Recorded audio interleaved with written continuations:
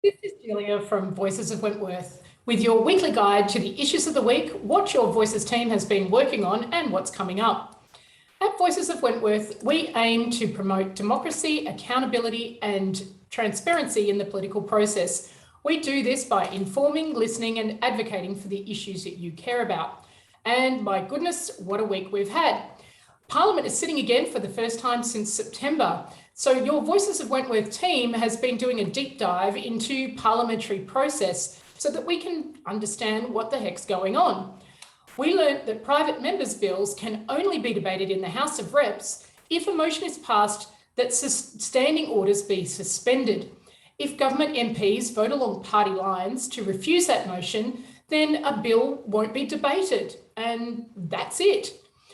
3 times this week, our parliamentary representative, Dave Sharma, voted along party lines in a way that we don't think accords with what his constituents in Wentworth want. One of the issues we hear a lot about in our community engagements is PEP 11, which stands for Petroleum Exploration Permit 11.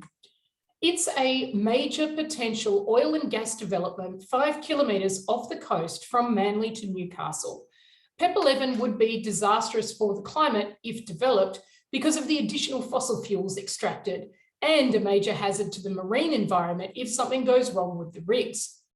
In August, our member, together with Jason Falinsky, welcomed the support of the member for Warringah to end PEP 11 and said that the permit was dead in the water. That made us very happy. Unfortunately, the threat of PEP 11 has not gone away. So on Thursday, Zali Steggall proposed a bill to cancel the PEP 11 permit and prohibit any further petroleum exploration in the PEP 11 area. Well, yesterday, we found out that our MP, Dave Sharma, voted along party lines to block a debate on Ms Steggall's PEP 11 bill. We don't get it. He doesn't want PEP 11, but he won't debate a bill to stop PEP 11. We'll be writing to our parliamentary representative to try to find out why that happened, and we encourage you to do the same. On Monday, when the leader of the opposition tried to suspend standing orders so that he could put the motion that the House of Representatives supports a legislated target of net zero emissions by 2050, Mr Sharma says he supports net zero by 2050, but sadly, our local representative voted on party lines to prevent that motion being put.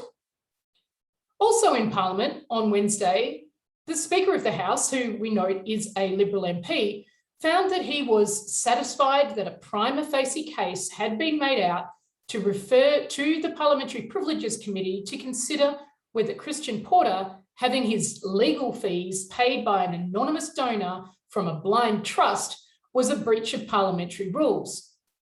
It is unprecedented in the history of the Australian Parliament for the House to block a referral to a committee after the Speaker finds a prima facie case. And yet, that's what happened. Sadly, our local member is recorded in Hansard as voting on party lines to defeat the motion to refer Mr Porter to the Privileges Committee. Again, we ask why.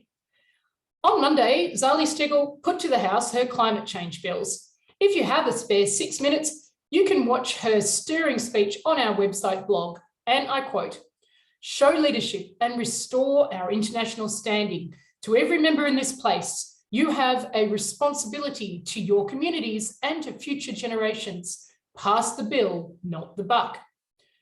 When a motion is put to suspend standing orders so that the climate change bills can be debated, we hope that our local member will show that leadership and vote to allow the bills to be discussed in Parliament.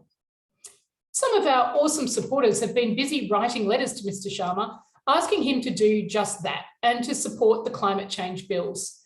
We've published an example of one of those letters on our blog if you want some inspiration to write your own. Last week, I told you about our next Town Hall Zoom, which is on the topic of greenwashing in politics, separating fact from fiction. I can now let you know who's speaking. We'll have our energy guru, Tim Buckley from the Institute of Energy Economics and Financial Analysis to talk about political greenwashing in relation to our Australian energy mix. You can learn all about green, blue, clean and biohydrogen. We have Delia from the Australian Institute to talk about carbon accounting and whether we really are going to meet and beat our Paris emissions obligations. We have the much-loved former presenter of Media Watch, Jonathan Holmes, to talk about the ways in which the media is complicit in political greenwashing. To register for the Zoom, go to the Voices of Wentworth homepage on our website. And finally, a reminder to get your walking shoes back out of the wardrobe tomorrow morning, that's Saturday, 23 October, because we are restarting our democracy walks. Not only will you get to hang out with the Voices of Wentworth volunteers, you might even get to meet Dan Illich. He's the comedian who put the New York climate billboards up. He'll be joining us for the walk. If you have one, wear your Voices of Wentworth t-shirt for a photo op. If you don't, come anyway, because we love a chat. The meeting spot is the Be the Change mural behind the skate park at Bondi Beach at 10 a.m. tomorrow morning. And that's a wrap.